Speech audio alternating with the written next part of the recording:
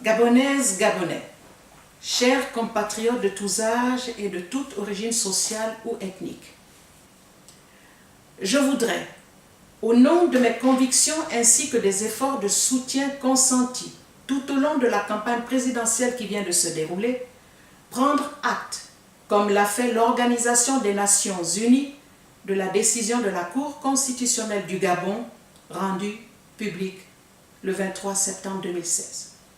À cet effet, je présente mes sincères félicitations à M. Ali Bongo Ondimba pour sa réélection à la magistrature suprême.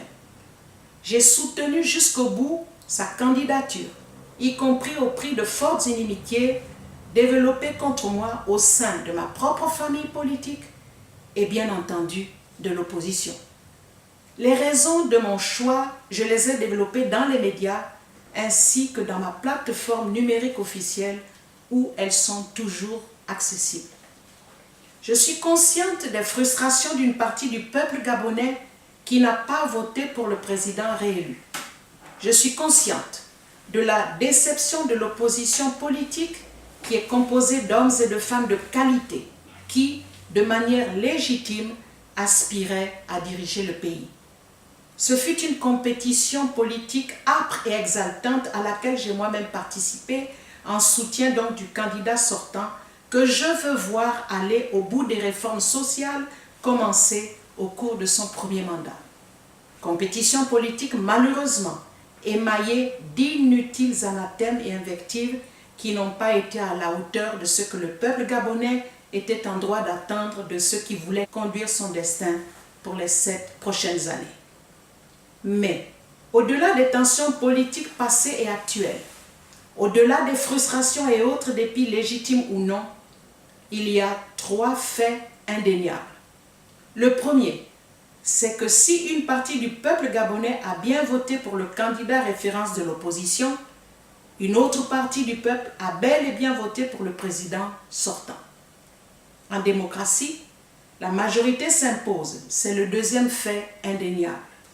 Les premiers résultats officiels ont donné M. Ali Bongo Ondimba vainqueur de l'élection présidentielle 2016, établissant ainsi le second fait que nous évoquions tantôt. Puis, il y a eu contestation de chiffres, dénonciation des fraudes et recours à l'arbitrage de la Cour constitutionnelle, institution fondamentale qui a rendu son verdict et confirmé la victoire d'Ali Bongo Ondimba. C'est le troisième et indéniable fait. Le Gabon n'est pas le premier pays au monde à connaître des contentieux électoraux et ne sera certainement pas le dernier. Il y a un quatrième fait indéniable.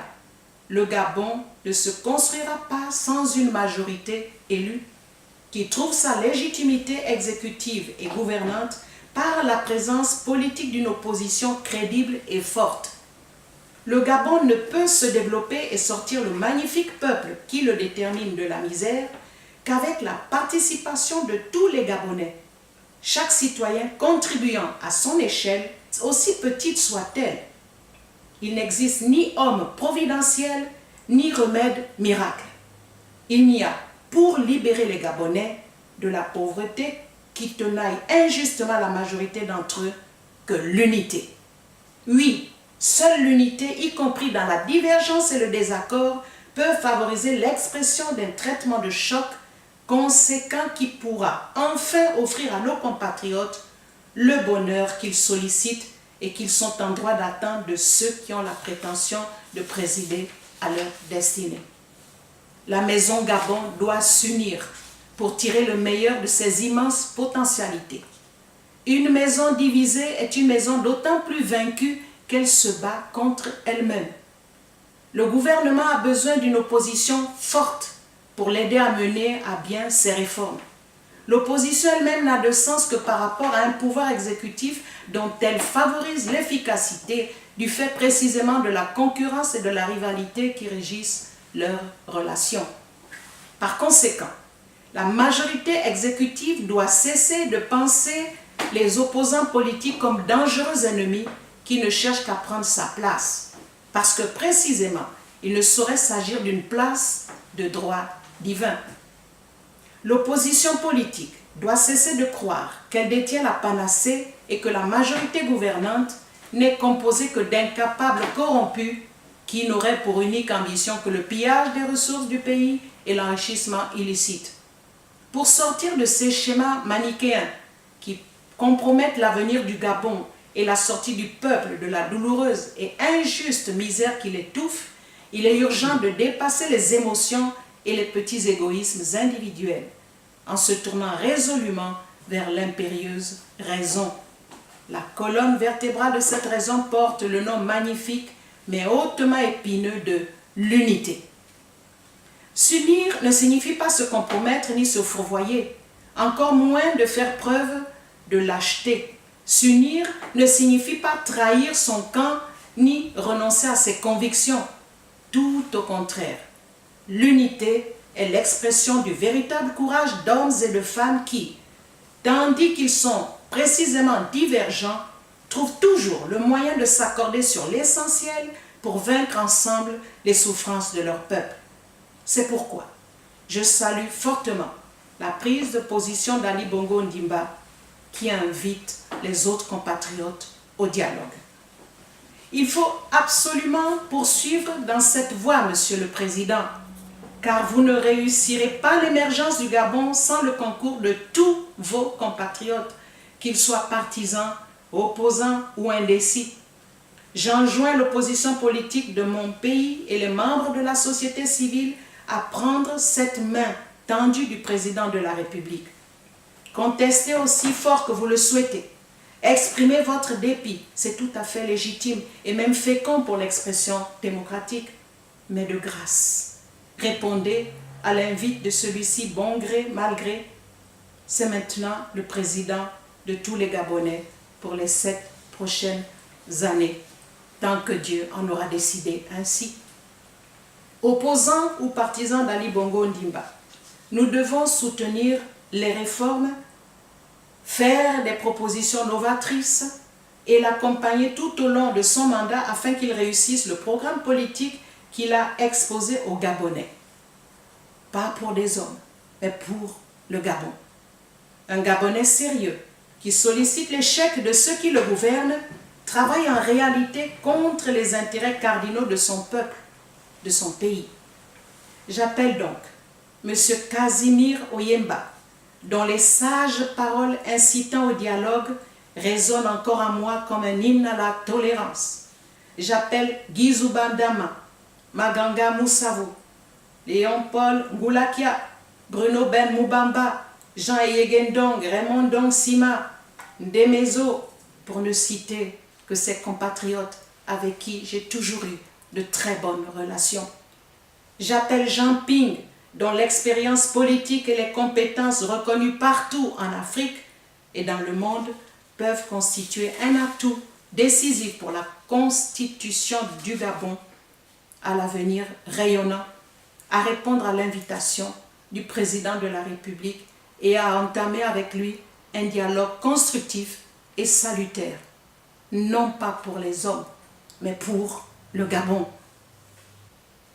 Moi, Victoire Lasseni Duboz, mère de famille, gabonaise et femme de conviction, femme de foi qui craint la justice du Dieu d'Abraham, je ne veux donner de leçons à personne, sans aucunement prétendre avoir raison, encore moins détenir la vérité. Mon problème, c'est le Gabon, et seulement le Gabon. Simple être humain soumis à la souveraineté de Dieu, j'ignore de quoi demain sera fait, mais je suis certaine d'une chose. Les récents soubresauts de la crise post-électorale, avec leur lot de victimes innocentes, de personnes fauchées à la fleur de l'âge, causant d'abominables et irréparables souffrances à des familles gabonaises et même étrangères, qui connaissent déjà et très souvent les affres de la précarité sociale, ont montré à suffisance que la violence et l'incommunication, quel que soit le camp politique qui les exprime, ne sont et ne seront jamais une solution. Bien au contraire, c'est le début de l'impasse et de l'agonie d'un peuple gabonais déjà effroyablement éprouvé ces dernières années. Nous sommes des Gabonais, peuple africain, héritier d'une civilisation de la palabre où les conflits et les désaccords se négocient dans le dialogue et le respect sans anathème. C'est à ce sursaut d'authenticité que j'invite les acteurs politiques de tous bords pour le bien de ce peuple gabonais qui vient de nous donner à tous la plus grande des leçons civiques. Car faut-il le rappeler, dans un pays rongé par le cancer du racisme clanique et tribal, les Gabonais se sont massivement mobilisés pour accomplir leurs devoirs. Et ce faisant, ils ont massivement voté pour Ali Bongo d'un côté, pour Jean Ping de l'autre et pour les autres candidats à engager dans cette course. Et n'eurent été les morts qui ont entaché cet événement politique qui aurait dû être une belle fête démocratique, il n'y a finalement ni vaincu ni vainqueur en cette élection, mais la grandeur en construction d'un peuple qui a pris son destin en main et fait exploser les affres des discriminations ethniques pour exiger le bonheur, rien que le bonheur, mais tout le bonheur. Mesdames et messieurs, les acteurs politiques et civiques, soyons à la hauteur de cet extraordinaire peuple. Osons maintenant le complexe et exaltant pari de l'unité dans la divergence respectueuse. Pour le Gabon, mettons-nous au travail, tous ensemble. Que Dieu bénisse le Gabon, notre cher et beau pays, qu'il bénisse aussi tous les enfants, hommes et femmes qui le composent. Vive les Gabonais, vive le Gabon, riche de toutes ses ethnies et de toutes ses différences.